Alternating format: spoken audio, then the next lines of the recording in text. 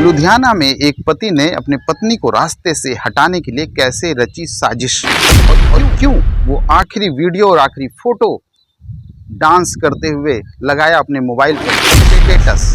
क्या थी इसकी वजह, वो क्या दिखाना चाहता था? तो रात में 12 बजे के बाद अनोख मित्तल के मोबाइल से एक मैसेज गया होता है। अनोख मित्तल पुलिस की गाड़ी में बैठ जाता है और पुलिस की गाड़ी हॉस्पिटल न जाके पुलिस थाने पहुंच जाती है।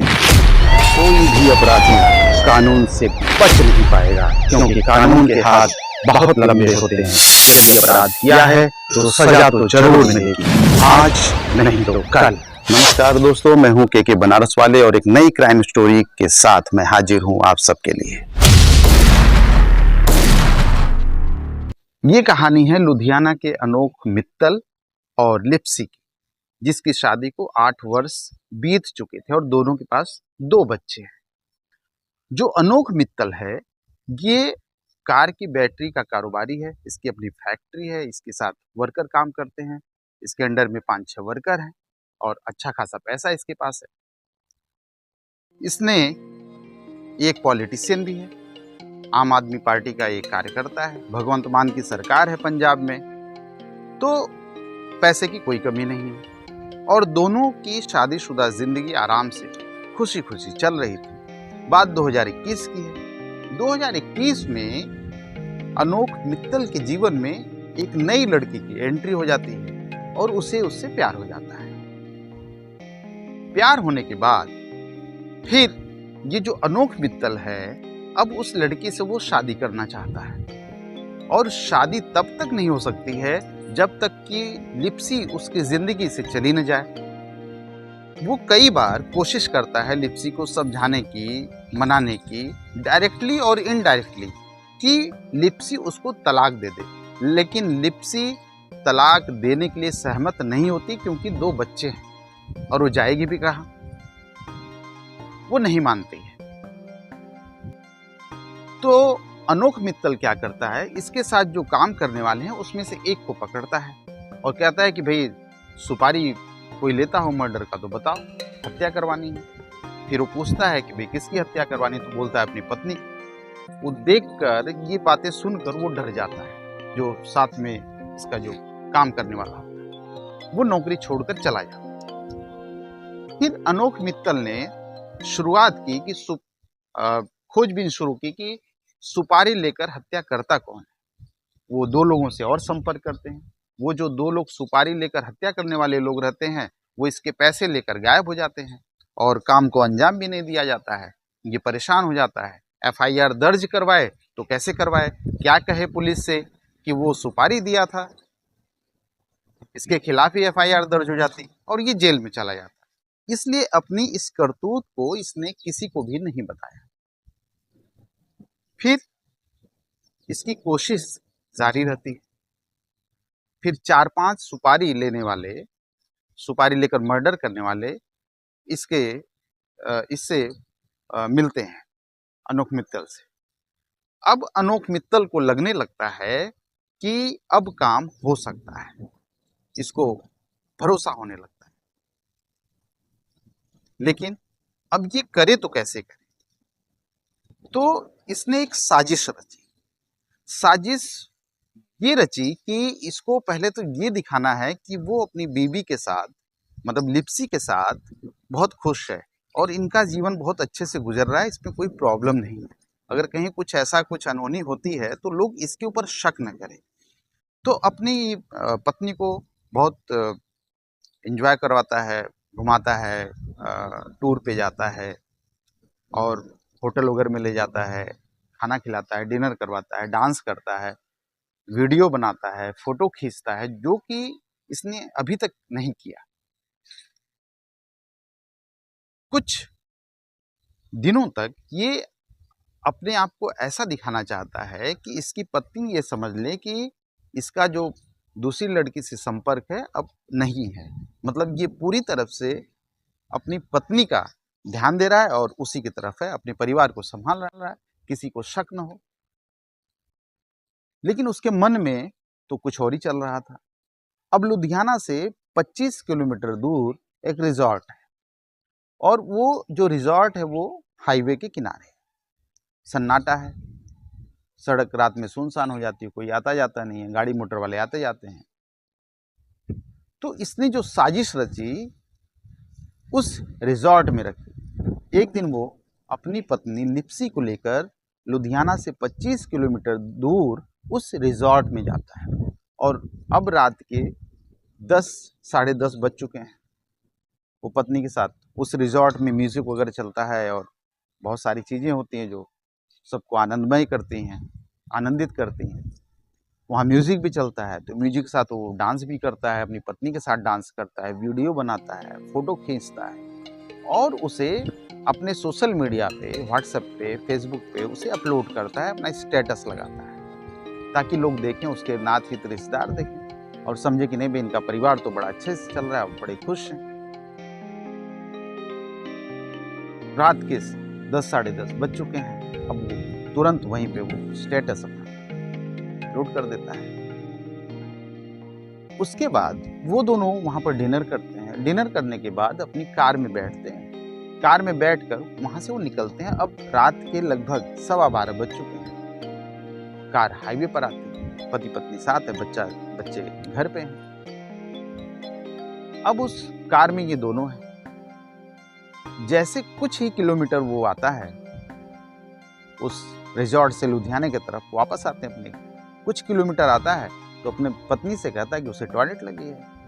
तो नेचर कॉल जिसको कहते हैं, टॉयलेट लगी है, तो कहती है ठीक है तुम आओ, मैं यहीं पे बैठी हूँ कार में।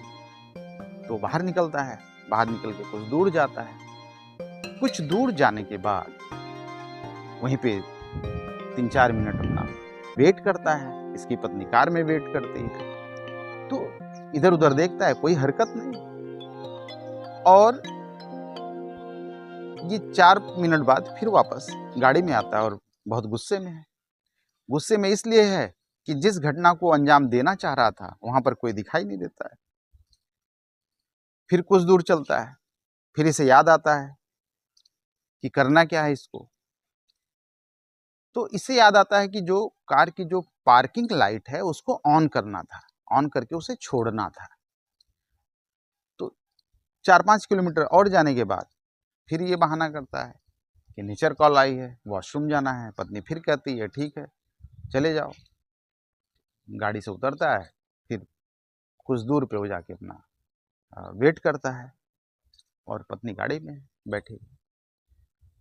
तो अब जो दूसरी बार है वो कार से उतरने के बाद उसकी जो पार्किंग लाइट है उसको ऑन किए रहता है। ये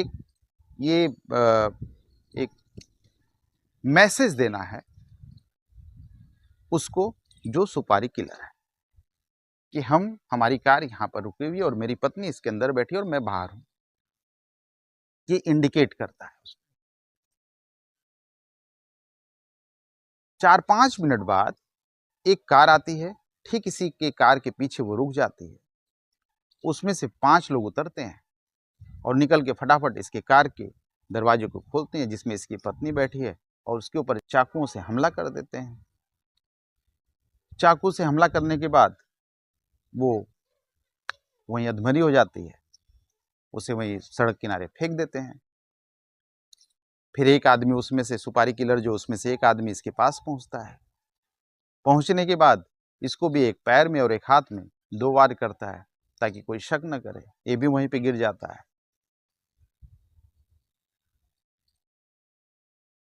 आधा 1 घंटा वो पड़े रहते हैं, वो सब तो अपना निकल लेते हैं यहाँ से। आधा घंटा बीत चुका है। वहीं से एक आदमी गुजरता है और वो आदमी, उसका ढाबा वहीं पास में ही, संजोगवश उसका ढाबा वहीं पास में है और वो रोज का उसका ये समय रहता है कि वो ढाबे से पैदल अपने घर की तरफ निकलता है। तो वो आदमी वहीं से गुजर रहा होता है, कराहने की आवाज़ सुनता है कि कोई लड़की कराह रही है। तो नज़दीक जाता है तो देखता है कि एक लड़की लहूलुहान पड़ी हुई है। दूसरी तरफ देखता है तो एक आदमी पड़ा हुआ है। मोबाइल निकाल कर फ़ोन करता है, पुलिस पहुंचती है। दोनों को सरकारी हॉस्पिटल भेज दिया जाता है जहाँ पे दोनों का इलाज होता है। सुबह तक खबर ये मिलती है कि जो लिप्सी है चूँकि उसके जख्म बहुत ज़्यादा और बहुत गहरे थे, खून ज़्यादा बह चुका था, तो उसकी मौत हो जाती है। डॉक्टर उसको जवाब दे देते हैं, लिप्सी तो ख़त्म। और ये जो था, जो अनोख मित्तल है, इसके 2-3 निशान होते हैं, वो भी ज़्यादा गहरे नहीं होते, तो उस पे मरहम पट्टी करके ये भी हॉस्पिटल में इलाज करवा रहा होता है। सुबह होती है, पत्नी तो डेड हो चुकी है। सुबह कार्यकर्ताओं को पता चलती है, रिश्तेदारों को पता चलती है, दोस्तों को पता चलती है कि अनोख मित्तल, जो कि एक पॉलिटिशियन भी है जालंधर में, उसकी पत्नी के ऊपर हमला, जानलेवा हमला होकर उसके गहने वहने लूट लिए जाते हैं और इसको भी घायल कर दिया जाता है। ऐसी ये जो बात है पूरे जालंधर में फैल जाती है, तो आम आदमी पार्टी के कार्यकर्ता भी इकट्ठा हो जाते हैं। इसके दोस्त, नाथ हित, रिश्तेदार, सब लोग इकट्ठा होते हैं। वहीं सरकारी हॉस्पिटल के ठीक सामने वो सब धरना प्रदर्शन शुरू कर देते हैं, क्योंकि ये पॉलिटिशियन है और मामला जो है लॉ एंड ऑर्डर का भी है कि आम आदमी सुरक्षित नहीं है, हाईवे पर जाने की किसी की हिम्मत नहीं होती। भाई जब ये हालत है तो कौन जाएगा। वहाँ पर धरना प्रदर्शन शुरू हो जाता है, नारेबाजी शुरू हो जाती है पुलिस के खिलाफ, लॉ एंड ऑर्डर के खिलाफ। पुलिस तो अभी तक यही मान रही थी कि ये एक दुर्घटना है, लेकिन जो पोस्टमार्टम रिपोर्ट आती है और जो डॉक्टर इसका अनोख का जो चेकअप करते हैं, तो जब वो चेकअप करते हैं तो उनको ऐसा कुछ क्लू मिलता है कि जिससे शक पूरी तरह से अनोख के ऊपर जाता है कि हो न हो इस घटना को अंजाम देने के पीछे अनोख मित्तल का भी हाथ है। और पुलिस को ये शक कैसे होता है कि अनोख मित्तल का भी हाथ है, क्योंकि अनोख मित्तल ने पुलिस के सामने ये गवाही दी थी, पुलिस ने उस वीडियो को रिकॉर्ड किया था कि अनोख, जब इस घटना के बारे में अनोख मित्तल से जानकारी मिली थी, तो अनोख मित्तल ने यही कहा था कि मैं वॉशरूम टॉयलेट करने गया था और मेरी पत्नी कार में अकेली थी, फिर अचानक 5-6 लोग आते हैं, वो मुझे कुछ केमिकल या कुछ पाउडर ऐसे सूंघाते हैं और मैं वहीं पे बेहोश हो जाता हूँ। उसके बाद क्या होता है मुझे बिल्कुल पता नहीं है। फिर जब पुलिस आती है तब तक मुझे थोड़ा बहुत होश आ जाता है। लेकिन जो डॉक्टर ने अनोख मित्तल का जो चेकअप किया था, उसने ये कहा कि इसके चेहरे पर या इसके नाक के अंदर ऐसा कुछ भी नहीं मिला, ऐसा कोई सबूत नहीं मिला कि इसे कोई केमिकल सूंघाया गया हो या फिर कोई पाउडर इसको सूंघाया गया हो। ऐसी कोई जानकारी, कोई सबूत नहीं मिलते हैं और पुलिस को वहीं से अनोख मित्तल पर शक होना शुरू हो जाता है। फिर अनोख मित्तल का जो मोबाइल है उसकी जांच पड़ताल होती है। भाई किसको का जो कॉल डिटेल है वो निकाला जाता है। तो कॉल डिटेल जब निकाला जाता है तो रात में 12 बजे के बाद अनोख मित्तल के मोबाइल से एक मैसेज गया होता है। उस मैसेज में यही लिखा होता है डन, DONE, डन मतलब काम पूरा हो गया। अब पुलिस को भी बहुत एक और चीज़ हाथ में लग गई है, ये मोबाइल नंबर। ये मोबाइल नंबर किसका है तो पता चलता है वो एक लड़की का है। अब पुलिस का शक और गहरा हो जाता है। भाग्यवश एक जो सुपारी किलर है वो पुलिस के हत्थे लग जाता है, क्योंकि पुलिस उसी हाईवे पे चेकिंग वगैरह करती है। तो वहीं उसी रास्ते में एक सुपारी किलर पुलिस के हाथ लग जाता है। हाथ लगने के बाद वो कबूल कर लेता है कि साहब हम तो सुपारी किलर हैं, हमको तो किसी ने सुपारी दे रखा था इसलिए हमने मर्डर किया। पुलिस पूछताछ करती है, भाई किसने सुपारी दिया है आपको? तो अनोख मित्तल का नाम वो बताता है कि भाई अनोख मित्तल ने हमको सुपारी दिया था। बात जो है 2.5 लाख रुपए में फिक्स हो गई थी, तय हो गई थी और 50,000 इन्होंने हमको दिया है, बाकी 2 लाख रुपए काम होने के बाद देने का वादा किया था। अब पुलिस को पूरी तरह से कंफर्म हो जाता है कि अपनी पत्नी का मर्डर अनोख मित्तल ने सुपारी किलर से सुपारी देकर खुद करवाया है। लेकिन चूंकि वहां पर धरना प्रदर्शन हो रहा है हॉस्पिटल के सामने, तो पुलिस वहां से उसको गिरफ्तार नहीं कर सकती, क्योंकि वो ये एक पॉलिटिशियन है। अगर वो गिरफ्तार करेगी तो हो सकता है कि और समस्या बढ़ जाए। तो पुलिस उसे वहां से गिरफ्तार नहीं करती। अब क्या करे? पुलिस ने एक आइडिया निकाला। धरना पर बैठे अनोख मित्तल के पास पुलिस का एक अधिकारी आता है और पुलिस का अधिकारी ये कहता है कि हमें कोर्ट में कुछ बातें जो है हमें प्रस्तुत करनी है मेडिकल से संबंधित, आपके कि आपके घाव वगैरह, और कुछ पूछताछ भी करनी है, तो कृपया आप हमें दूसरे हॉस्पिटल आपको लेकर चलना पड़ेगा, क्योंकि कोर्ट का आदेश है। तो अनोख मित्तल को जरा से भी शंका नहीं होती कि पुलिस मेरे पीछे पड़ी है, और वो हंसी खुशी से आराम से एकदम पुलिस के साथ चल देता है। और इधर कार्यकर्ता भी खुश हैं कि बड़ी इज्जत मिल रही है अनोख मित्तल को। अनोख मित्तल पुलिस की गाड़ी में बैठ जाता है और पुलिस की गाड़ी हॉस्पिटल न जाके पुलिस थाने पहुंच जाती है। अब अनोख मित्तल को थोड़ा सा शंका होती कि ऐसा क्या हो गया, तो मुझे हॉस्पिटल ले जाने वाले थे और ये लेके चले आए पुलिस थाना। पुलिस थाने में जाकर उसे बंद कर दिया जाता है सलाखों के पीछे। अनोख मित्तल को उस सुपारी किलर के सामने बिठाया जाता है। अब अनोख मित्तल की हवा खराब हो गई। अब वो क्या करे?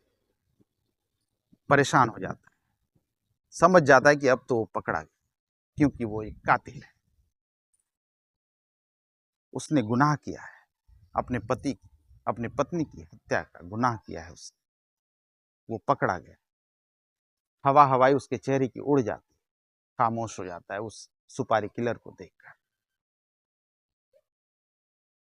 उसने पुलिस के सामने वो जुर्म कबूल कर लिया और बताया कि क्यों वो अपनी पत्नी की हत्या करवाना चाहता था, क्योंकि उसके जीवन में एक दूसरी लड़की ने प्रवेश किया जिसे उससे प्यार करता है, उससे शादी करना चाहता है, और लिप्सी को हटाना अपने रास्ते से बेहद जरूरी हो गया था।